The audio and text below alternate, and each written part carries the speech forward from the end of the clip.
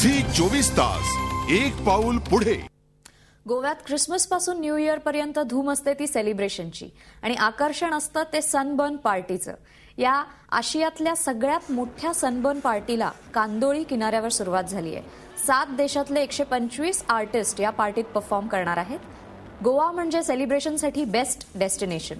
त्यात हा बेधुंद करणारा संगीताचा ठेका, डिस्को लाईट्स, बीचवरची मौशार वाळू आणि त्यावर भन्नाट होऊन नाचणारी तरुणाई हे चित्र आहे गोव्याच्या कांदोळी किनाऱ्यावर सुरू झालेल्या सनबर्न पार्टीचं। 7 देशातले 125 आर्टिस्ट यात परफॉर्म करणार आहेत। ही पार्टी एन्जॉय करायला जगभरातले अनेक सेलिब्रिटीज सुद्धा येत असतात।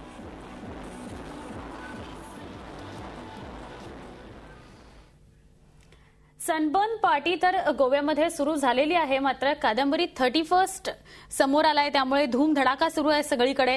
तुझं 31चं सेलिब्रेशन कसं असतं?